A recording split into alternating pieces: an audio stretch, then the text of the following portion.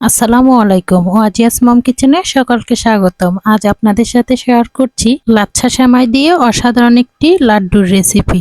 দেখতে যেমন সুন্দর, খেতেও কিন্তু অসম্ভব মজা। প্রথমে একটি প্যানে নিয়ে নিচ্ছি হাফ কাপ পরিমাণ চিনি এবং হাফ কাপ পানি। এই চিনি আর পানিটাকে জাল করে এখন একটি শিরা তৈরি করে নেব।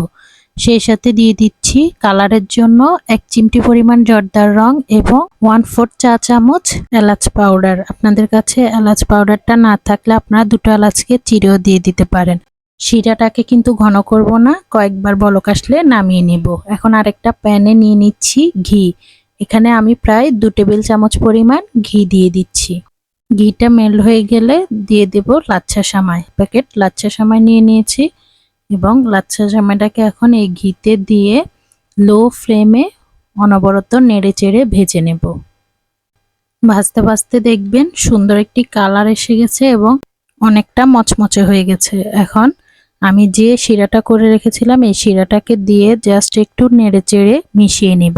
এটাকে কিন্তু বেশিক্ষণ জাল করে বেশি শুকিয়ে ফেলা যাবে না, তাতে কিন্তু লাড্ডুটা একটু শক্ত শক্ত হয়ে যাবে, যে রসালো যে মজাটা ওই মজাটা পাবেন না। এজন্য হালকা নেড়েচেড়ে মিক্স করে দিয়ে দিচ্ছি 1/3 কাপ পাউডার মিল্ক।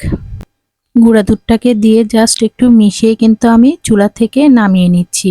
গরম গরম একটি ডিশে নিয়ে একটু হালকা ঠান্ডা হওয়ার জন্য রেখে দিচ্ছি। বেশি ঠান্ডা করব না, জাস্ট হাতে সহনশীল পর্যায়ে আসা পর্যন্ত একটু ঠান্ডা করে এরপর একটা একটা করে মোটামুটি গরম থাকাকালীনই লাড্ডুর শেপগুলো দিয়ে নেব। এভাবে করে হাত দিয়ে চেপে চেপে গোল করে আমি লাড্ডুগুলো সব গড়ে নিচ্ছি।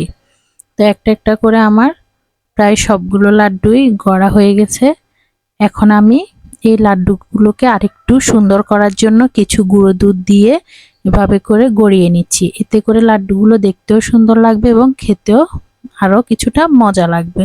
তবে এটা অপশনাল, গুঁড়ো দুধ দিয়ে না গড়ালেও কিন্তু এই লাড্ডুটা খেতে অসম্ভব মজা।